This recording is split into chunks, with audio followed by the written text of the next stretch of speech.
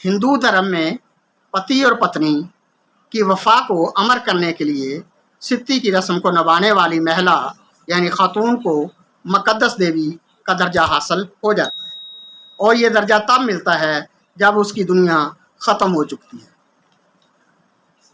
उसकी राख को मुक़द्दस राख जाना जाता है। ये सती की रस्म क्या है, इसका जिक्र हो जाए। बड़े सगीर में अंग्रेज़ों के ज़माने के शुरू होने तक यहाँ सती की रस्म का रवाज था या सती का रवाज था। इस रवाज के मुताबिक किसी मरने वाले शख्स की बीवी भी उसकी चिता में जलकर मर जाती थी। चिता वो आग है जो मरने वाले के लिए आखिरी रस्म होती है, जिसमें उसे धार्मिक तरीके से जला दिया जाता है। इस आग में अगर मरने वाले की बीवी जिंदा जल जाती है तो इस रस्म को सित्ती कहा जाता है। हिंदुओं की मुक़द्दस किताबों यानी वेदों से इसका कुछ मालूम नहीं होता।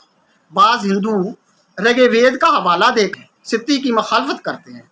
उनकी मुक़द्दस किताब रगे वेद में लिखा है, बेवा से कहा गया है उठ और दूसरा शोहर चुन ले। ये रस्म कब शुरू हुई वसूख से कुछ नहीं कहा जा सकता। सिकंदर यूनानी के साथ आने वाले सियाहों ने भी इसका जिक्र नहीं किया। किताबुल हिंद में हिंदुओं की रसूमात का जिक्र है। ये किताब अल बैरूनी ने लिखी है। इसमें सित्ती का जिक्र भी मिलता है। अंदाज़ा है कि ये रस्म 650 ईस्वी के करीब शुरू हुई। यही भारत में राजपूतों के गलबे के आगाज़ का ज़माना है। मैदान जंग में सूरमाओं के मरने से बेवाओं को लौंडिया बनना, अपनी इज्जत का नीलाम करना महसूस होता था। लिहाजा वो भी अपने खामदों के साथ चिता में जलकर इज्जत में इजाफे का कदम उठा लेती, जो ग़ुलामाना ज़िंदगी से जान छुड़ाने का बेहतर या आसान तरीका था। वो इसे निजात और मुक्ति का ज़रिया समझते थे। एक और रवायत के मुताबिक महाभारत की जंग में कौरवों को मात हो गई।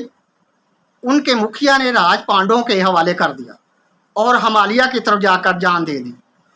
उसकी पत्नी ने भी उसकी चिता में छलांग लगा दी। तब से ये रस्म चल पड़ी। पतियों और पत्नियों का ख्याल था इस तरह दोनों बैक वक्त स्वर्गवासी के यानी उनके बकौल जन्नत के मज़े ले सकते हैं। मनु धर्म के शास्त्र के मुताबिक ब्राह्मण, खस्त्री या छत्री, वेश और शूद्र कौम की औरतें सित्ती कर सकती हैं।